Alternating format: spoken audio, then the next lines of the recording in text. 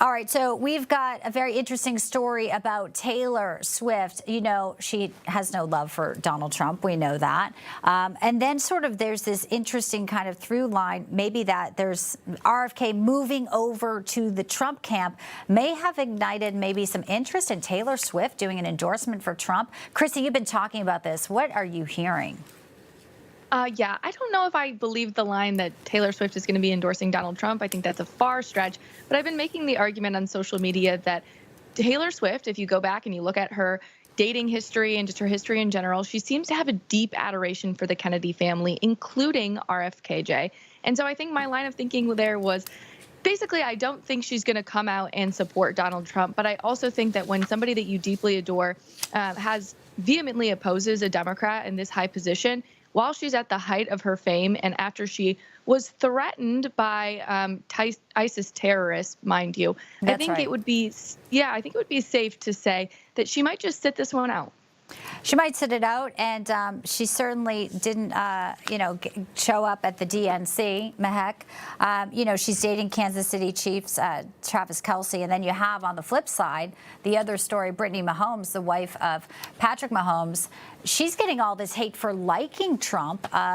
She's doubling down. Some say she's tripling down, saying, yes, this is what I feel. And she liked a pro-Trump post on social media. It's really interesting. We always talk about, conservative women sort of having to come up against this when they're sort of on the right side of, female empowerment. Unlike we see Kamala Harris today dodging cameras and being so controlled in an interview. Don't we want strong women who aren't afraid to, buck the trend and speak their mind? Bianca, we want strong women in the Republican Party, but that's not where Democrats are today. If you're not going to rubber stamp what they want you to say, they will attack you. They'll attack the way you look. They'll attack your family. They'll attack what you say. So as conservatives, we have to continue to pave the path for young women to show them that there is female empowerment in our campaigns, that there is an opportunity for you to have freedom of thought. But what's so interesting is today when you see these individuals that are celebrities that are taking a stance, I'm proud of that. I think that there should be civil discourse. We should champion that. That's how we come to agreements. But Democrats don't want that. These radicals are silencing us. And make no mistake, if Kamala Harris is the next president of the United States, we will be more silenced. We will live in COVID lockdowns and restrictions because that's who she is. Don't let her fool you. She's just hiding behind the only wall she's approved, Tim Walz. That's it. It is the only wall she's approved, although there might be more considering her latest statements. And that's a scary thought because Mark Zuckerberg did, come out and say, yes, I was suppressed under the Biden-Harris White House, Chrissy. So the thought of having, more suppression is something this isn't just some vague kind of conversation. This happened during COVID, during the Hunter Biden laptop story.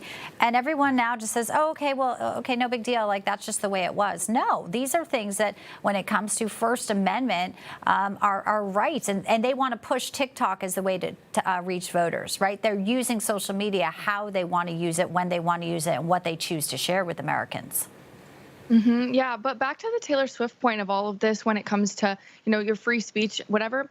I do think that's very, very important. And I think it would be really cool to use this moment between two people that have become such close friends with Brittany Mahomes and Taylor Swift to have a very bipartisan moment. I think there's a good chance that these two realize that they don't necessarily see eye to eye when it comes to politics, but the fact that they're able to be friends in an election year when there's so much discourse online, on social media, the vitriol that you see lobbed against people because you have a disagreement with them politically. I actually think it's an incredible opportunity for Taylor Swift to showcase that real women, honest women, get along with people no matter their party ideology. That's part of what we have here in America. You can agree to disagree. It's a sharing of ideas, and maybe you'll learn a thing or two if you actually don't just try to censor and shut people down, right, Mehek?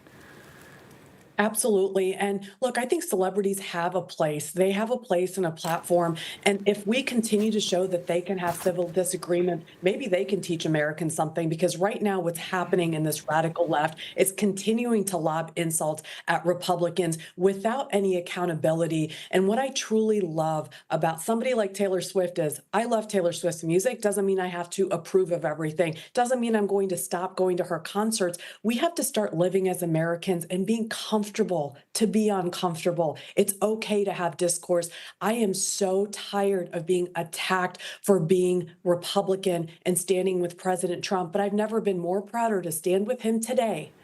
After that assassination attempt, I think every Republican and a lot of women in the party are waking up and saying, I stand with him. That's what courage looks like. Not Kamala Harris, who is hiding next to Tim Walz with a friendly reporter from CNN. I mean, this should shock Americans today. Truly, this is not who I want my daughter to learn from. Kamala Harris is an embarrassment to women. That's right. We have people like Tulsi Gabbard, former Democrat, coming forward. We had Cheryl Hines, RFK Jr.'s wife. She's the one who said, yeah, you should talk to Trump. You should kind of hear this out, think about it. And some interesting, obviously, even Nicole Shanahan saying, I used to see Donald Trump, through a certain lens and not believe the persecution. She says that is over. That's her recent post on X. So there are a lot of women out there who no longer are just going to take the party line there coming out from the radical left. All right, I wish I had more time. Chrissy Clark, Mehek Cooke, come back soon. All right, ladies? Thanks, Ryan. Thank you.